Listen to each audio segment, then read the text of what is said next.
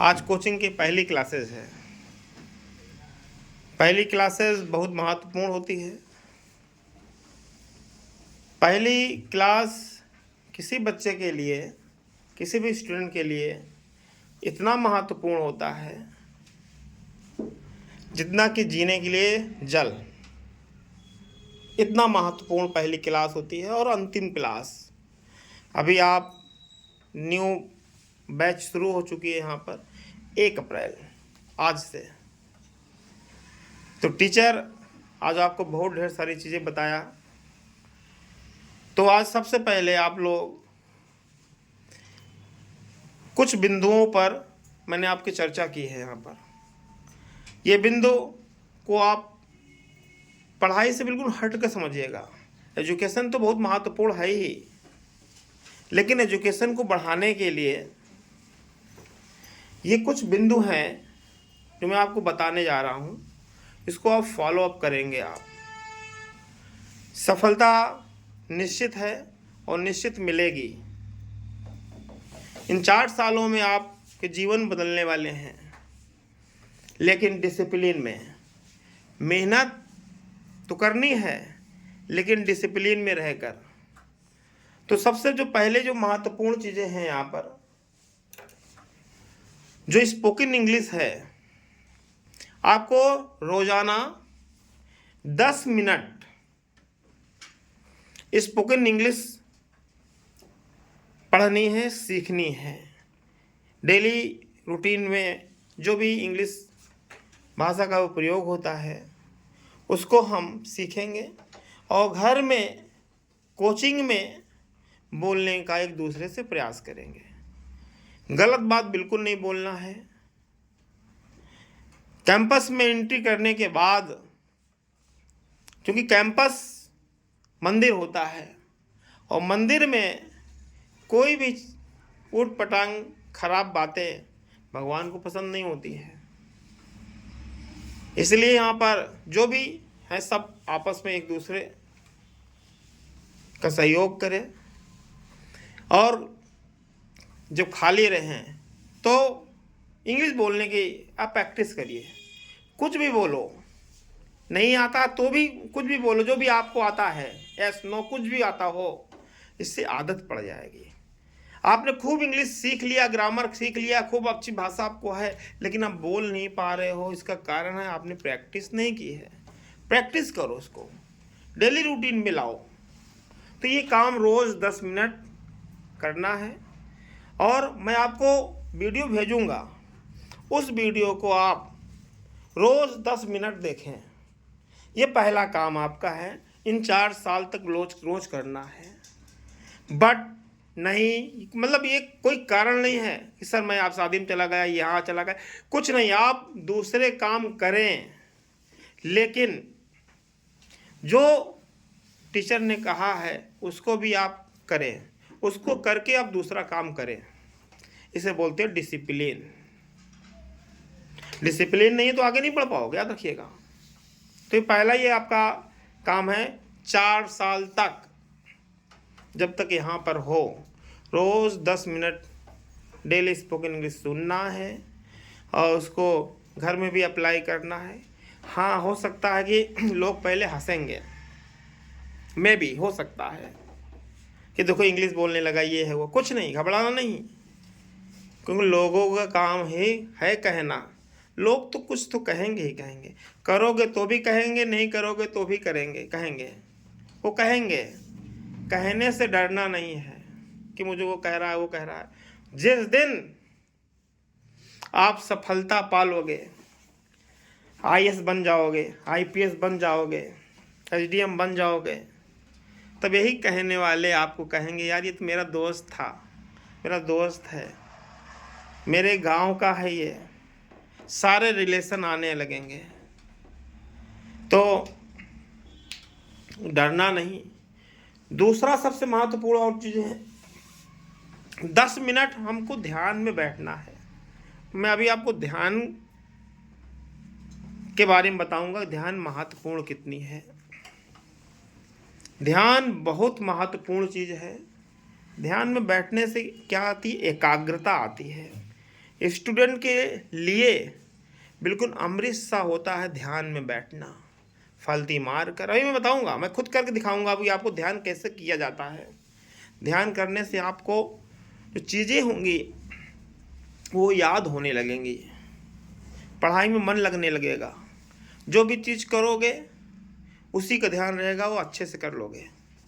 कभी कभी आपने देखा होगा, जब आप कोई मूवी देखते हो, फिल्म देखते हो, आप बहुत ध्यान से देखते हो, जब मूवी छूट जाती है तो आप लोग शुरू से लेकर अंत तक क्या हुआ सब बता देते हो कि नहीं? क्यों बता देते हो? क्योंकि आप बहुत ध्यान से उसको देखते और सुनते हो। कौन हीरो क्या बोला, कौन विलेन क्या बोला, आपको सब याद रहता है। इसलिए रोज 10 मिनट हम सुबह ध्यान करना है हमको। तीसरी बात है, सुबह हमको उठना है 4 बजे। कितनी बजे? 10 बजे सो जाओ, 10-11 के बीच में 4 साढ़े 4 बजे उठ जाओ। 4 बजे के जो समय होता है वो ब्रह्म मुहूर्त होता है, और ब्रह्म मुहूर्त में आप उठो, थोड़ा सा टहल लो 10-15 मिनट। ब्रह्म मुहूर्त में ऑक्सीजन की मात्रा बहुत ज़्यादा होती है, बहुत ज़्यादा ऑक्सीजन की मात्रा वहाँ उस समय होती है। सारी जो सकारात्मक ऊर्जा है, एनर्जी, वो विचरण करती रहती है, बिल्कुल माहौल शांत रहता है, खूब सुखद अनुभव होता है। जितने भी ऋषि मुनि थे, पढ़ने वाले, जितने भी फिलासफर हुए, जितने भी बड़े बड़े जिन्होंने जीवन में अपने कुछ किया है, कुछ पा लिया है, उन सब की अब जीवनी आप देखोगे ना, तो सुबह ब्रह्म मुहूर्त में उठने का उनका सिलसिला था। ब्रह्म मुहूर्त, मैं भी उठता हूँ 4 बजे रोज। 4 बजे उठिए, रूटीन की क्रिया करिए, टहलिए, उसके बाद पढ़ने बैठ जाइए। 2 घंटा लगातार कंटिन्यूस पढ़िए, जो पढ़ेंगे याद होगा आपको। तो तीसरी बात है ब्रह्म मुहूर्त में जागना। ये नहीं कि राक्षस की तरह 8 बजे तक सोते रहो, नहीं करना है। ये अभी तक जो करते आए हो बिल्कुल बंद करना है। तो कितने बजे उठना है? 4 साढ़े 4 बजे के बीच में। ये ब्रह्म मुहूर्त का, मैं ब्रह्म मुहूर्त के वीडियो भी भेज दूंगा आपको, देखना कितना महत्वपूर्ण चीज़ है ब्रह्म मुहूर्त, ब्रह्म मुहूर्त में उठना। और अब मैं आपको अगली बात बता रहा हूँ, बहुत ही महत्वपूर्ण सभी स्टूडेंट के लिए। माता पिता और गुरु, इन तीनों की बात मानना। जो विद्यार्थी इन तीनों की बात नहीं मानता है, इनकी आज्ञाओं का पालन नहीं करता है, वो कभी भी आगे सक्सेस नहीं हो सकता है, याद रखिएगा। क्योंकि ये तीनों ऐसे व्यक्ति हैं जो आपका बुरा कभी नहीं चाहते हैं, बुरा ना चाहते हैं, ना बुरा सोच सकते हैं, चाहना तो दूर, आपका बुरा सोच नहीं सकते हैं ये तीनों। इसलिए जो कहें इनसे, पहले बात तो आप रिस्पेक्टेबल बात करेंगे, अच्छे से बात करेंगे। बहुत बच्चे होते हैं माता पिता से घर में अच्छे से बात नहीं करते हैं, और कुछ कहते हैं तो उनसे तेजी आवाज़ में बात करते हैं। बताओ कितना त्याग किया उन्होंने, आपके लिए सब कुछ अवेलेबल कराते हैं, अपने थाली की रोटी भी वो दे देते हैं। तो आपको नहीं लगता कि उनकी बात मानी जाए, उनसे अच्छे से बात की जाए? कम से कम यदि आप बात नहीं कर सकते तो बात उनसे कुछ करते हैं, उनके उनसे अच्छे से बात, अच्छा रिस्पेक्टेबल बात तो कर सकते हैं उनसे। अब आप क्यों उनसे गलत बोलते हो? उन्होंने कुछ कह दिया कि बेटा ये करना है, तो आप लोग क्यों ना कर देते हो? ना क्यों कर देते हो? याद रखिएगा, ये तीनों बहुत महत्वपूर्ण हैं। गुरु ना होते तो अर्जुन ना होता, याद रखिएगा। विश्वामित्र गुरु ना होते तो राम ना होते हैं। आचरेकर ना होते तो सचिन तेंदुलकर भी ना होते हैं। तो जितने भी महान हस्तियां बनी है वो सब का कारण है गुरु। तो उनके बारे में न गलत सोचो, न गलत बोलो, न गलत सुनो। इन तीनों की यदि आपने बात सुन ली, यहां अधिकतर बच्चे इन तीनों की बात को फॉलो नहीं करते हैं, घर में गलत शब्दों का प्रयोग करते हैं माता पिता से।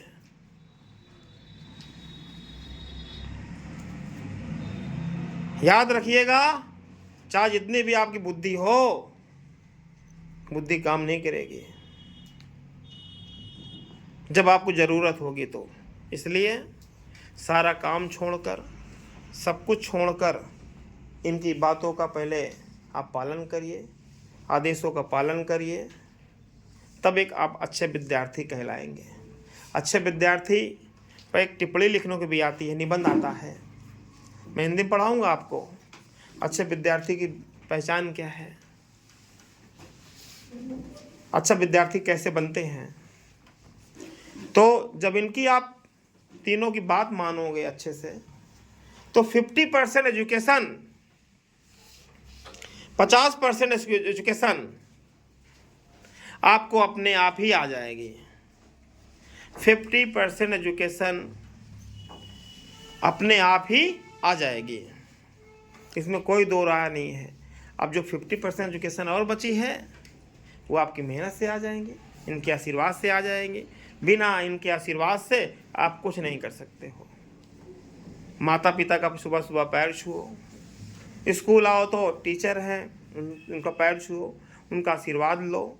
आशीर्वाद एक सुरक्षा की तरह काम करता है, सुरक्षात्मक कवच जो होता है ना, उसकी तरह काम करता है। आपको हर मुश्किलों से, मुसीबतों से बचाने का काम करता है। और आज के बच्चे यही नहीं करते हैं, तो ये नहीं करना है आपको। उसके बाद आपको फिटनेस की बहुत ज़रूरत होती है, तो खेलो, आप खेल खेलो, स्पोर्ट भी कोई भी हो, फुटबॉल हो, क्रिकेट हो, और भी जो आप कुछ खेलते हो आउटडोर गेम्स, वो खेलो। ये आपको फिजिकल स्ट्रेंथ देगा, आपके शरीर को मजबूत करेगा। खेलो, लेकिन अच्छे बच्चों के साथ खेलो, क्योंकि संगति का असर बहुत पड़ता है। संगति यदि आपकी खराब है तो उसका असर आ जाएगा, जैसे संगति वैसा वेश। इसलिए अच्छे लोगों के साथ रहो, अच्छे बच्चों के साथ खेलो, आपकी बुद्धि का विकास होगा। और अगली बहुत महत्वपूर्ण चीज़ें, मोबाइल नहीं लेना है, मोबाइल नहीं चलाना है, फेसबुक, इंस्टाग्राम, यूट्यूब स्क्रॉल नहीं करना है। बिल्कुल मोबाइल को हाथ मत लगाना। मोबाइल केवल उतना ही लेना जितना मैं यहाँ का वीडियो भेजूंगा उसको देखने के लिए, लेकिन उतना ही देखना, कोई उसमें चोरी मत करना कि नहीं सर ने कहा क्या ना मोबाइल लो इसको देखना। मैंने आपको अपनी पढ़ाई देखने के लिए, ये पढ़ाई करना है उसके लिए मोबाइल अलाउ कर रहा हूँ मैं, बस। ये नहीं कि उठ पटांग आप उसमें देखोगे। मोबाइल नहीं छूना है, आपको मोबाइल केवल एजुकेशन तक ही सीमित रहना है। फिल्म देखना है और भी कुछ देखना है, समाचार देखना है, तो आपके पास टीवी है। और अगली बात, एक और बहुत महत्वपूर्ण चीज़ें हैं, न्यूज़पेपर। न्यूज़पेपर पढ़ना है। क्या पढ़ना है? न्यूज़पेपर पढ़ना है। टीवी में जो समाचार आता है उसको देखना है। न्यूज़पेपर पढ़ने से, समाचार देखने से देश में क्या हो रही है घटनाएं आपको मालूम चलेगी। ये वो घटनाएं जो आप देख रहे होगे आने वाले समय पे ये जीएस बनेगी, जनरल नॉलेज बनेगा और आपको हर पहलू का ज्ञान होगा। इसलिए 10 मिनट अखबार पढ़िए, कुछ भी इसमें पढ़िए, अखबार देखिए। देखने का तरीका तो आ जाएगा कि अखबार हम कैसे देखते हैं, कैसे पढ़ते हैं। तरीका नहीं मालूम होता है, लेकिन धीरे धीरे हमको वो भी मालूम हो जाएगा। तो अखबार भी पढ़ना है, खेलना भी है, ठीक है। और ये सबसे महत्वपूर्ण बातें थी मैंने जो आपको बताई। इसके बाद आपको अपनी पढ़ाई शुरू करनी है। 4 साल लगातार आपको अमर कोचिंग इंस्टीट्यूट में फिर से बना रहना है। अभी तक आपने विद्या साइंस पब्लिक स्कूल में एजुकेशन ग्रहण किया, बहुत ही बेहतरीन एजुकेशन का आपने नज़ारा देखा होगा विद्या साइंस पब्लिक स्कूल में।